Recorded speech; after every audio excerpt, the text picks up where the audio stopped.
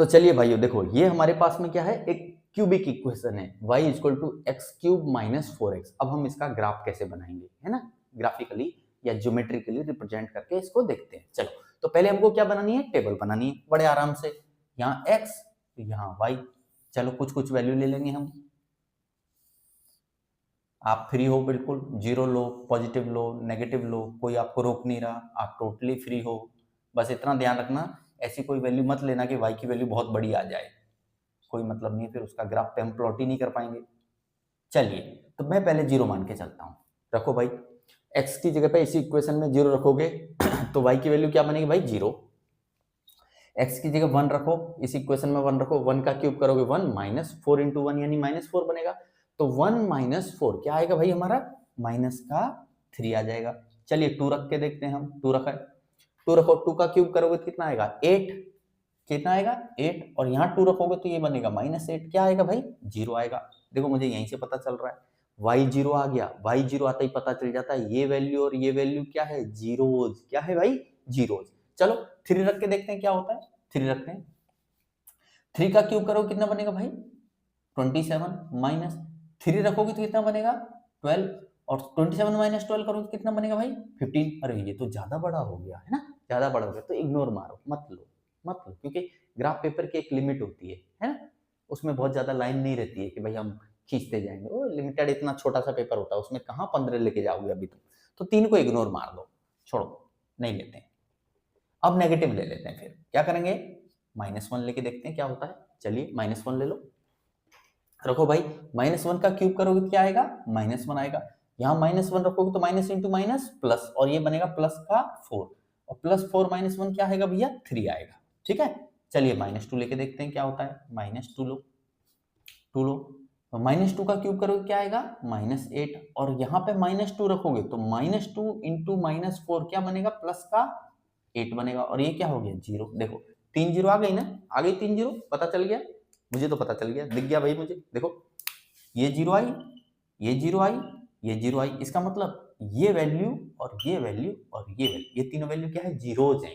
Cubic equation है, 3 zero होंगी, maximum 3 zero हो सकती हैं। एक जीरो है 0, एक जीरो है 2, और एक जीरो है -2। ठीक है, चलिए पता चल गया, यहीं से पता चल रहा है। अब मैं इसका ग्राफ बना के ग्राफिकली रिप्रेजेंट करके हम देख लेते हैं कि इसका ग्राफ या कर्व कैसा होगा। चलो बनाते हैं। तो चलो भाई हम ग्राफ प्लॉटिंग करके देख लेते हैं। देखो 0 पे 0, x 0 पे y भी 0, तो ये कहाँ होता है, ओरिजिन, यहाँ पे x 0 y 0 दोनों ओरिजिन पे। ठीक है, चलिए x1 y -3, x1 कहाँ है, ये रहा, y -3 कहाँ है, लगभग यहाँ कहीं आएगा, तो यहाँ पे मेरा पॉइंट है, यहाँ समझे, यहाँ कहीं आ जाएगा। 2 पे 0, 2 कहाँ है, ये रहा भाई, यहाँ कहीं पॉइंट आ जाएगा मेरा 2 पे 0।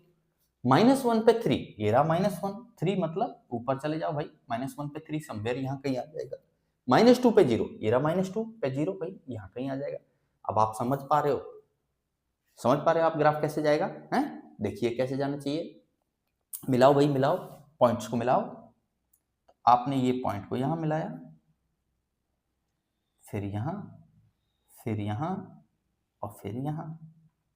अब अगर हमने 3 लिया था, जैसे देखो लिया था ना, 3 लिया था ना, कैसे, x3 लेके देखो, 3 का क्यूब करोगे तो कितना आया था हमारा, 27, -3 यहाँ रखोगे तो कितना आएगा, 12, कितना बना था टोटल, 15, तो 3 पे कितना आएगा, 15, यानी अगर मैं 3 लेता हूं तो फिर 3 यहाँ है समवेयर, यहाँ कहीं 4 आएगा, यहाँ कहीं 5 आएगा, यहाँ कहीं 6 आएगा, ऐसे करके और ऊपर चले जाओ, थोड़ा और ऊपर चले जाओ, 7 यहाँ, 8 यहाँ, 9 यहाँ, 10 यहाँ, 11 यहाँ, 12 यहाँ, और जाओ भाई ऊपर, 13 यहाँ, 14 यहाँ, यहाँ कहीं समवेयर 15 आएगा। तो 3 पे 15 यानी पॉइंट कितना ऊंचाई पे आएगा, लगभग यहाँ कहीं पॉइंट आएगा। यानी ये ग्राफ एक्चुअल में कैसे जाएगा, ऐसे करके चला जाएगा।